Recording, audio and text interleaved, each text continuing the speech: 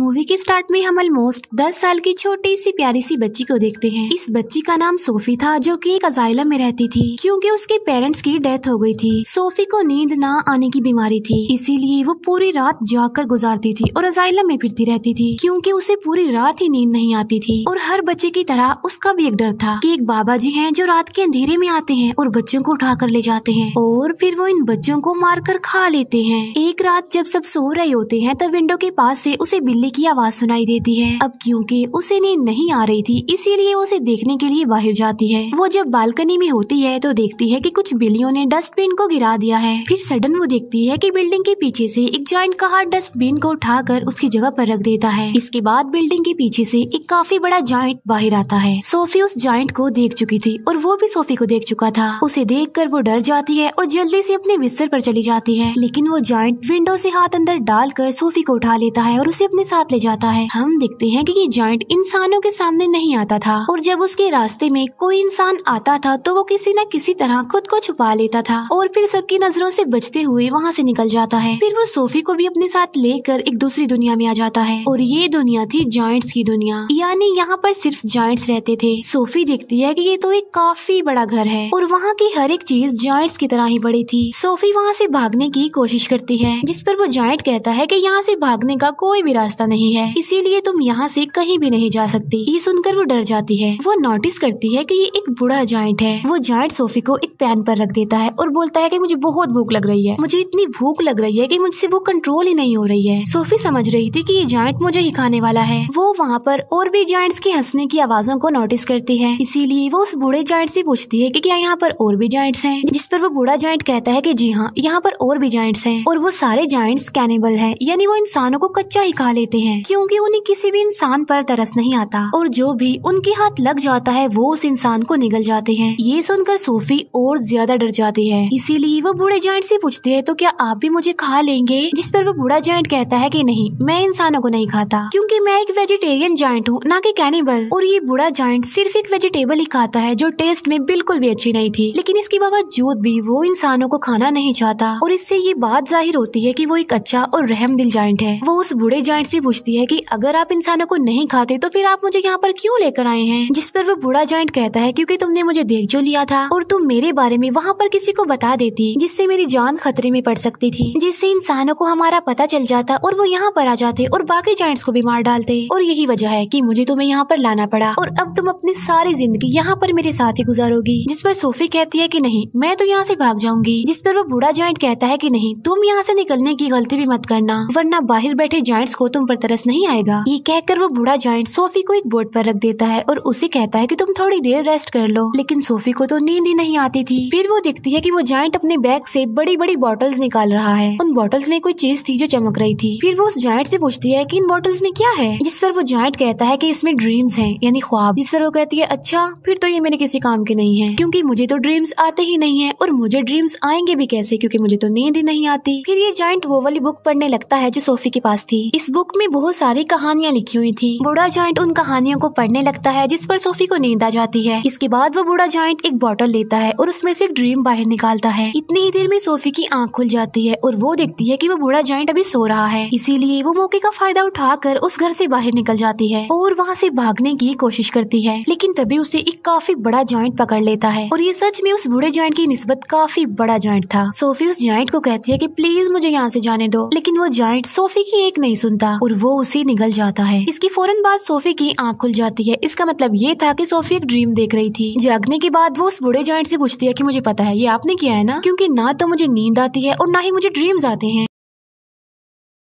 लेकिन आपने ये जो मुझे ड्रीम दिखाया है ये तो बहुत डरावना था। जिस पर वो जायंट कहता है कि मुझे ऐसा करना पड़ा और मैंने ऐसा इसीलिए किया है ताकि मैं तुम्हें ये बता सकूं कि बाहर तुम्हारे लिए कितना खतरा है, इसी वजह से तुम्हारे लिए बेटर होगा कि तुम यहीं पर ही रहो। बूढ़ा जायंट सोफी को समझाता है कि यहाँ पर जो जायंट्स हैं ना वो मुझसे साइज में काफी बड़े हैं और मैं तो उन जायंट्स के सामने कुछ भी नहीं हूँ क्योंकि मैं छोटा सा जायंट हूँ और बूढ़ा भी हूँ। अभी वो लोग बातें कर ही रही थी कि तभी वहाँ पर एक काफी बड़ा जायंट अंदर आ जाता है और वाकई ही ये उस बूढ़े जायंट की निस्बत काफी काफी बड़ा था। वो जायंट आते ही बूढ़े जायंट से पूछता है कि बताओ तुम किससे बात कर रहे थे बोने। अब यहाँ पर सारे जायंट्स बूढ़े जायंट को बोना कहते थे क्योंकि वो साइज में सबसे ही छोटा था। बूढ़ा जायंट जवाब देता है कि नहीं तो मैं तो किसी से बात नहीं कर रहा था। इसी दौरान सोफी भी कहीं पर छुप जाती है। इस बड़े जायंट के हाथ पर चोट लगी थी, इसीलिए वो पट्टी करवाने के लिए बूढ़े जायंट के पास आया था। अब क्योंकि वो जायंट कैनिबल था, इसी वजह से उसे उस घर में से इंसान की खुशबू आती है, इसीलिए वो वहाँ पर पड़ी हर एक चीज को देखने लगता है। तभी सोफी उस सब्जी के अंदर चली जाती है जो वो बूढ़ा जायंट खाता था, और जब वो जायंट उस सब्जी को स्मेल करता है तो उसे उसमें से इंसान की खुशबू आती है। आज से पहले इस जायंट ने कभी भी ये सब्जी नहीं खाई थी, लेकिन आज उसे इस वेजिटेबल में से अच्छी खुशबू आ रही थी, इंसान की खुशबू आ रही थी, क्योंकि उसमें सोफी जो थी, इसीलिए वो जायंट उसे खाने लगता है। ये देखकर वो बूढ़ा जायंट कहता है कि रुको, तुम ये नहीं खा सकते, क्या तुम भूल गए हो कि तुम वेजिटेबल्स नहीं खाते। जिस पर वो जायंट कहता है कि हाँ, मैं ये बात कैसे भूल गया कि मैं तो सब्जियां खाता ही नहीं हूँ। इसीलिए वो सब्जी को फेंक देता है और सोफी की जान बच जाती है। इसके बाद वो जायंट वहाँ से चला जाता है। फिर उस बूढ़े जायंट को कहीं पर जाना था और सोफी उससे पूछती है कि आप कहाँ पर जा रहे हैं। जिस पर वो बूढ़ा जायंट कहता है कि मैं किसी जरूरी काम से जा रहा हूँ। वो पूछती है कि कौन सा जरूरी काम, लेकिन वो उसे कुछ भी नहीं बताता। फिर वो सोफी के काफी फोर्स करने पर उसे बता ही देता है कि मैं ड्रीम्स को पकड़ने जा रहा हूँ। फिर सोफी उसे काफी कहती है कि मुझे भी अपने साथ लेकर जाइए, लेकिन वो उसे अपने साथ नहीं ले जाना चाहता था, क्योंकि बाहर जो जायंट सो रहे थे, अगर वो जा गए, उन्होंने सोफी को देख लिया तो बहुत बुरा होगा। इसी वजह से वो किसी भी किस्म का रिस्क नहीं लेना चाहता था, लेकिन सोफी उसे काफी इंसिस्ट करती है, इसीलिए वो उसे अपने साथ ले जाने के लिए एग्री हो जाता है। जब वो बाहर आते हैं तो देखते हैं कि वो सारे जायंट्स गहरी नींद सो रहे हैं, इसीलिए ये दोनों उनके बीच से ही गुजरना चाहते थे, लेकिन इतनी ही देर में उन सारे जायंट्स की आंख खुल जाती है और वो बूढ़े जायंट को परेशान करने लग जाते हैं कि बोने तुम कहाँ पर जा रहे हो। जिस पर वो कहता है कि मैं तो अपने काम पर जा रहा हूँ। जिस पर वो जायंट्स कहते हैं कि हम नहीं चाहते कि तुम यहाँ से निकल कर बाहर जाओ, इंसानों की दुनिया में जाओ, क्योंकि अगर इंसानों को हमारे बारे में पता चल गया तो हमारी जान खतरे में पड़ जाएगी। वो सारे जायंट्स बूढ़े जायंट को बहुत ज्यादा तंग करते हैं और तभी मौके का फायदा उठाकर सोफी एक गाड़ी में छुप जाती है। लेकिन तभी बूढ़ा जायंट आसमान की तरफ इशारा करके कहता है कि वो देखो। सब देखते हैं कि आसमान पर बादल बने हैं और बारिश होने वाली है। असल में उन सारे जायंट्स को पानी से डर लगता था क्योंकि उन्हें वाटर फोबिया था, और तभी वहाँ पर बारिश होने लगती है और वो सारे जायंट्स जाकर छुप जाते हैं। तब मौके का फायदा उठाकर वो दोनों यानी बूढ़ा जायंट और सोफी वहाँ से चले जाते हैं। वो लोग माउंटेन्स पर चढ़ने लगते हैं। चलते चलते वो बादलों से भी काफी आगे निकल जाते हैं। सोफी कहती है कि यहाँ से तो देखने में ये स्टार्स बहुत ही प्यारे लग रहे हैं। बूढ़ा जायंट कहता है कि मैं तो इनका म्यूजिक भी सुन सकता हूँ। वो बताता है कि मैं इवन दुनिया की हर चीज की आवाज ही सुन सकता हूँ। मैं चींटियों की आवाज सुन सकता हूँ, कीड़े मकोड़ों की आवाज सुन सकता हूँ, इवन मैं ट्रीज की कहानियाँ भी सुन सकता हूँ। मेरे कान इतनी तेज हैं कि दुनिया की हर आवाज को ही सुन सकते हैं। ये सुनकर सोफी कहती है कि मुझे तो यकीन नहीं आ रहा आपकी बातों पर। बूढ़ा जायंट कहता है कि यही सच है बेटा, तुम्हें मानना होगा। इसके बाद वो लोग एक लेक के पास पहुँच जाते हैं, जिसके पास एक काफी बड़ा और खूबसूरत ट्री था। बूढ़ा जायंट पानी में कूद जाता है और उनके साथ सोफी भी कूद जाती है। दोनों फिर लेक के दूसरे किनारे पर पहुंच जाते हैं और ये होती है ड्रीम्स की दुनिया, क्योंकि ड्रीम्स उस ट्री से यहाँ पर कतरों की तरह गिरते हैं और बूढ़ा जायंट इन्हें पकड़ने के लिए ही यहाँ पर आता है। फिर वो दोनों मिलकर बहुत सारे ड्रीम्स पकड़ लेते हैं। इन ख्वाबों में अच्छे और बुरे दोनों ड्रीम्स ही थे। इन ड्रीम्स को पकड़कर फिर ये लोग वापस जाने लगते हैं। ये दोनों अब एक दूसरे के काफी अच्छे फ्रेंड बन गए थे और एक दूसरे के साथ काफी खुश थे।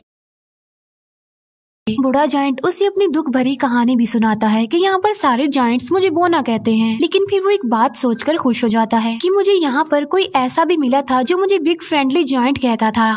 ये सुनकर सोफी कहती है तो आज से मैं भी आपको बिग फ्रेंडली जायंट यानी BFG ही कहूंगी। ड्रीम्स पकड़ने के बाद ये लोग सिटी में घूमते फिरते हैं, जहाँ पर बच्चे अपने अपने घरों में सो रहे होते हैं और बिग फ्रेंडली जायंट यानी BFG उन्हें नींद में बहुत अच्छे अच्छे ड्रीम्स देता है ताकि लोगों को उनके ड्रीम्स में खुशियाँ मिल सके। यहाँ पर हम ये जान पाते हैं कि BFG एक बहुत ही अच्छे दिल का जायंट है जो ड्रीम्स की दुनिया से ड्रीम्स ला कर लोगों को देता है ताकि सोते हुए ही सही ये उन लोगों की जिंदगियों में खुशियाँ तो ला सके। सोफी पूछती है कि ड्रीम्स के बारे में आपको क्या आपके पेरेंट्स ने बताया था, जिस पर वो जायंट यानी BFG कहता है कि जायंट्स के पेरेंट्स नहीं होते। फिर वो BFG से उसकी एज पूछती है कि आपकी उम्र कितनी है। BFG जवाब देता है कि जितनी उम्र इस दुनिया की है उतनी ही मेरी है, यानी जब से ये दुनिया बनी थी तब से ये जायंट्स भी बन गए थे, लेकिन ये इस दुनिया में ही इंसानों से छुप कर रहते हैं दीवारों के पीछे। फिर वो दोनों वापस जाने लगते हैं। सोफी अचानक पूछती है कि मेरा ब्लैंकेट कहाँ पर है। असल में सोफी का ब्लैंकेट जायंट्स की दुनिया में ही रह गया था और इस बात की वजह से BFG परेशान हो जाते हैं। इसीलिए वो सोफी को कहते हैं कि अब मैं तुम्हें अपने साथ नहीं ले जा सकता, क्योंकि अब तक उन जायंट्स को पता चल गया होगा कि मेरे साथ कोई इंसान भी है। और यहाँ पर BFG सोफी को एक बात बताता है कि बहुत सालों पहले मुझे एक बच्चा मिला था और वो भी इतना ही प्यारा और इनोसेंट था जितनी कि तुम हो, और तुम्हारी तरह उसने भी मुझे देख लिया था। इसी वजह से मैं उस बच्चे को भी जायंट्स की दुनिया में ले गया और उसी बच्चे ने मुझे पढ़ना सिखाया। और ये जो जैकेट तुमने पहन रखी है ये मेरे उसी मासूम छोटे से फ्रेंड की है। लेकिन इससे पहले कि मैं उस बच्चे को उसकी दुनिया में वापस लेकर आता काफी देर हो चुकी थी और मैं बिल्कुल ये नहीं चाहता कि जो उस बच्चे के साथ हुआ है, मेरे उस दोस्त के साथ हुआ है, वो तुम्हारे साथ भी हो, क्योंकि तुम भी तो मेरी एक दोस्त ही हो ना। इसीलिए वो सोफी को वहीं पर छोड़कर वहाँ से जाने का फैसला करता है। हालांकि सोफी उन्हें काफी मना करती है यहाँ रुकने पर और उसके साथ चलने की जिद करती है, लेकिन वो जायंट इस बार उसकी बात नहीं मानता। तब BFG उसे अजाइलम में छोड़कर वहाँ से जाने लगता है। अब क्योंकि सोफी वहाँ पर रुकना नहीं चाहती थी, इसीलिए वो बालकनी से कूद जाती है, क्योंकि उसे पता था कि BFG उसे बचा लेंगे। और होता भी ऐसा है, BFG उसे बचा लेता है और इसीलिए ना चाहते हुए भी उसे सोफी की बात माननी पड़ती है। इसी वजह से वो उसे जायंट्स की दुनिया में दोबारा से ले आता है, जहाँ पर बाकी जायंट्स पहले ही उन लोगों के लिए वेट कर रहे थे, क्योंकि सारे जायंट्स जान चुके थे कि बूढ़े जायंट के पास कोई इंसान है। इसीलिए सारे जायंट्स अब जानना चाहते थे कि वो इंसान कौन है, कहाँ पर है। इसीलिए वो ब्लैंकेट की खुशबू की मदद से BFG के घर को चेक करते हैं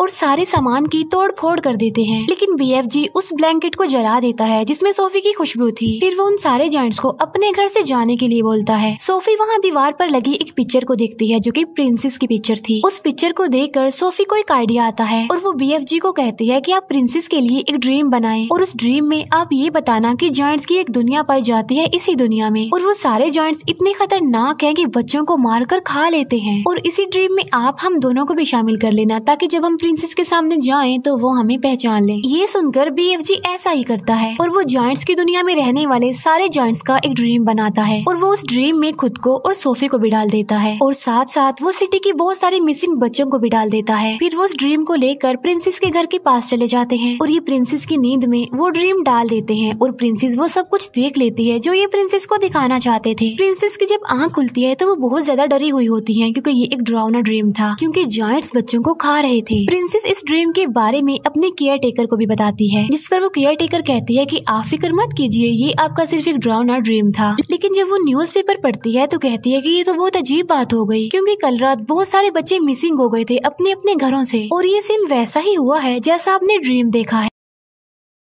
तभी प्रिंसेस कहती है कि पर्दे हटाओ और पर्दे हटाते ही विंडो पर सोफी खड़ी हुई थी। असल में ये चीज भी उन्होंने ड्रीम में डाल दी थी और उसमें BFG को भी डाल दिया था। तब सोफी उन्हें BFG के बारे में बताती है और साथ साथ वो प्रिंसेस से प्रॉमिस भी लेती है कि आप मुझसे वादा करें कि आप BFG को कोई नुकसान नहीं पहुंचाएंगी। तब BFG प्रिंसेस के सामने आता है और तमीज से उनके सामने झुक जाता है। तब प्रिंसेस भी अपने प्रॉमिस को पूरा करती है। अच्छा, यहाँ पर जायंट्स की ना एक फनी बात भी थी कि वो किसी भी वर्ड को ठीक से नहीं बोलते थे, इसीलिए वो महारानी को मर्जानी कहता था, BFG इंसान को इंसान कहता था और ऐसे ही उल्टे सीधे लफ्ज बोलते थे। इसके बाद प्रिंसेस उनका अच्छे से वेलकम करती है और उन्हें एक काफी अच्छी दावत देती है। फिर ये लोग सारी बात प्रिंसेस को बता देते हैं कि जायंट्स की दुनिया में 9 बड़े बड़े जायंट्स ऐसे हैं जो इंसानों और बच्चों को पकड़कर खा लेते हैं। इसीलिए प्रिंसेस उनकी हेल्प करने के लिए तैयार हो जाती है और अपनी एक पूरी आर्मी तैयार कर लेती है, जो कि BFG की मदद से अपने हेलीकॉप्टर्स में बैठकर जायंट्स की दुनिया के लिए निकल जाते हैं। अब इन्होंने यहाँ पर एक प्रॉपर प्लान बनाया हुआ था, इसीलिए वो प्लान के मुताबिक एक जगह पर रुक जाते हैं, क्योंकि ये पूरी तैयारी के साथ उन पर अटैक करने के लिए आए थे। प्लान ये था कि BFG एक ड्रीम बनाएंगे और उस ड्रीम में BFG इन जायंट्स के लिए शर्मिंदगी और पछतावा डालेंगे उनके बुरे कामों के लिए जो उन्होंने किए थे, और BFG ऐसा ड्रीम बना भी लेता है। लेकिन जैसे ही BFG ड्रीम्स को उन जायंट्स में डालने के लिए जाता है, तब उन्हें याद आता है कि ड्रीम डालने वाली चीज तो मैं प्रिंसेस की महल में ही छोड़ आया हूँ और उस चीज के बगैर ऐसा करना रिस्की था, क्योंकि उन जायंट्स के पास जाना था। लेकिन सोफी हिम्मत करके उस ड्रीम वाले जार को उस जगह पर लेकर चली जाती है जहाँ पर वो जायंट्स सो रहे थे। लेकिन इससे पहले कि सोफी उस जार को तोड़ पाती, उन जायंट्स का लीडर उठ जाता है और वो जैसे ही सोफी को पकड़ने वाला होता है, सोफी उस जार को तोड़ देती है और ये ड्रीम उन जायंट्स की नींद में चला जाता है जो भी सो रहे थे। और जब वो जायंट्स जागते हैं तो उन्हें अपने बुरे काम पर शर्मिंदगी होती है, लेकिन जो जायंट्स का लीडर था वो तो जाग रहा था, इसीलिए उसे कोई भी पछतावा और शर्मिंदगी नहीं होती और इसीलिए वो सोफी पर अटैक कर देता है। लेकिन तभी BFG उस जायंट के सामने आ जाते हैं। अब क्योंकि BFG बहुत छोटे थे, इसीलिए वो जायंट उन्हें अपने हाथ में उठा लेता है। लेकिन जैसे ही वो BFG को मारने लगता है, प्रिंसेस की पूरी आर्मी हेलीकॉप्टर्स के साथ वहाँ पर आ जाती है और वो लोग सारे जायंट्स को पकड़कर अपने साथ ले जाते हैं और उन्हें समंदर के बीच में एक आइलैंड पर छोड़ दिया जाता है। अब क्योंकि इनके चारों तरफ पानी था और ये तो पानी से डरते थे, इसीलिए वो वहाँ से भाग नहीं सकते थे और इसीलिए अभी हमेशा के लिए यहाँ पर फंस गए हैं। प्रिंसेस उन जायंट्स के लिए वहाँ पर सब्जी के बीज भी फेंक देती है ताकि ये जायंट्स उन बीजों की मदद से वहाँ पर सब्जी उगाएं और सारी जिंदगी ये वो सब्जी ही खाएं। अब क्योंकि उन जायंट्स को ये सब्जी पसंद नहीं थी, लेकिन अब ना चाहते हुए भी उन्हें ये सब्जी खानी पड़नी थी और पूरी जिंदगी इसी आइलैंड पर रहकर ये सब्जी ही खानी है। इसके बाद हम सोफी को देखते हैं जो बस आइलैंड में नहीं रहती बल्कि प्रिंसेस के महल में रहती है और यहाँ पर सोफी बहुत खुश होती है और वो जब चाहे BFG से बात भी कर सकती है क्योंकि BFG ने बताया था कि वो इस दुनिया की सारी आवाजें सुन सकते हैं। दूसरी तरफ BFG जो कि अब जायंट्स की दुनिया में बिल्कुल अकेले रह गए हैं, जिन्होंने जायंट्स की दुनिया में उस सब्जी के अलावा और भी बहुत सारी वेजिटेबल्स उगा ली हैं और वो भी अपनी लाइफ में बहुत खुश है। सोफी हर सुबह जागकर विंडो पर आती है और BFG को गुड मॉर्निंग कहती है, जिसे BFG सुन लेते हैं और उसका जवाब देते हैं और ये प्यारी सी मूवी यहीं पर एंड हो जाती है। Thank you for watching.